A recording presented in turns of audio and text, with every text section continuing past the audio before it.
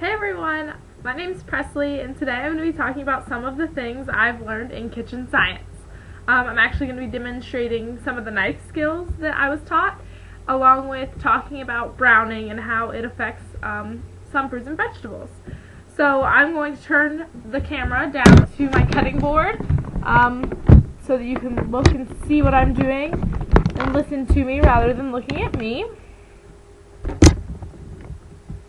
So the first thing I did today was sanitizing. I wiped down all the counters, I washed my knife, I washed my cutting board, I made sure I had a clean uniform for this.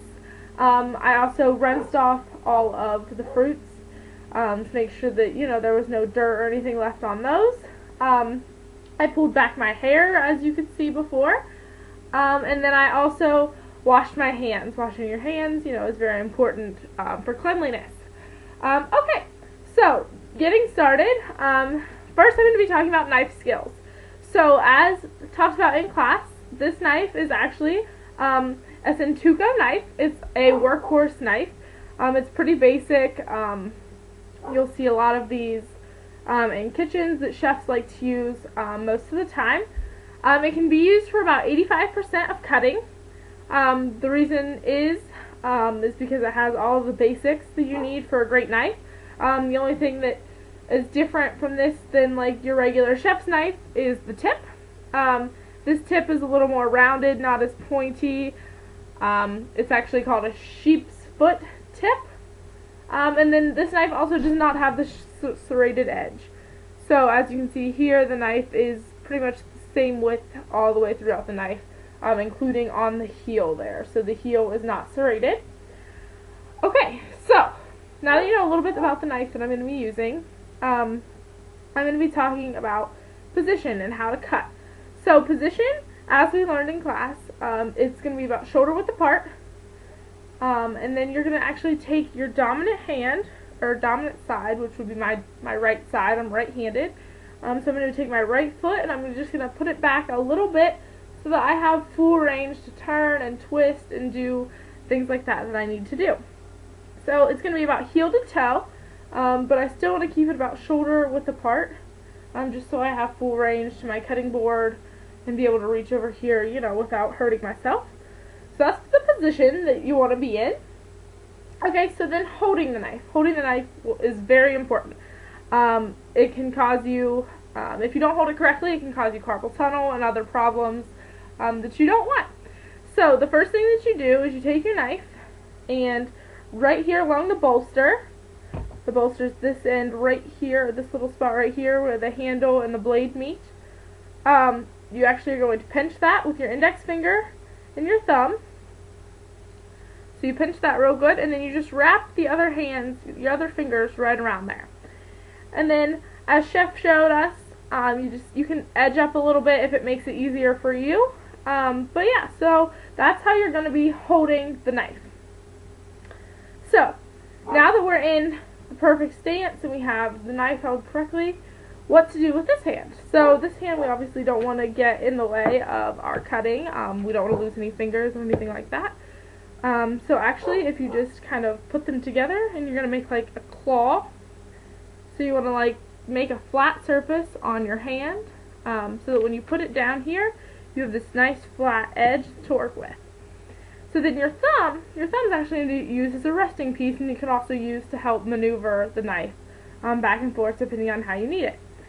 So this is kind of what your hand's going to look like. You're going to want that flat edge right there, and you don't want to be able to see your fingernails, because if you can see your fingernails, then you might be seeing a finger in there as well.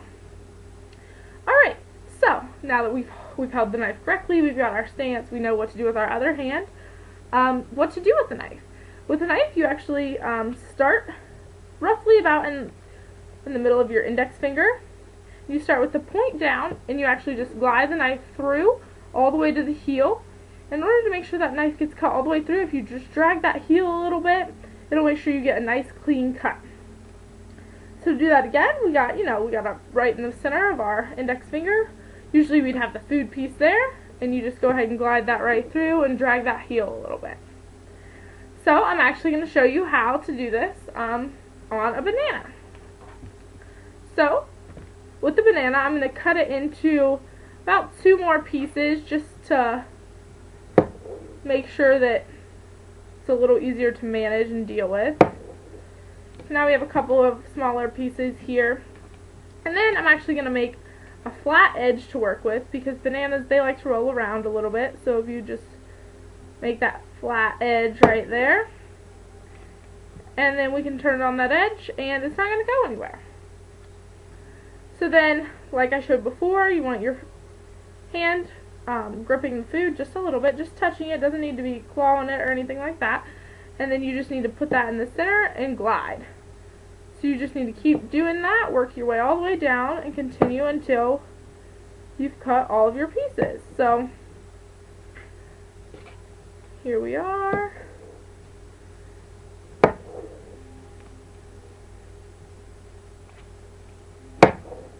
Drag that heel a little bit to get a nice clean cut. You know, you can make thickness, thinness, you know, however you want your fruit salad, however you want your bananas and your fruit salad to look. That's how thick or thin you can make your bananas. Alright, so now I've got my bananas all chopped up here. So now I'm actually going to be talking about the browning part. So browning, there's different types of browning. There's Maillard browning, there's caramelization, there's enzymatic. There's different types of browning. Today I'm actually going to be talking about browning that occurs in apples and bananas, because those two are 2 items that I have in my fruit salad. So browning, so the type of browning that occurs in these is enzymatic browning. The reason this occurs is because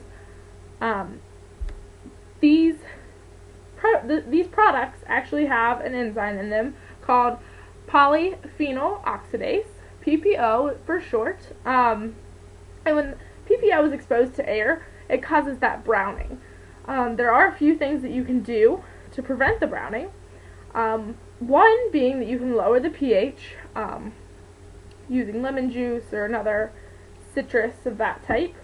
You can blanch, so you can heat it for about 20 seconds, and then with boiling water, and that should help prevent that enzyme activity.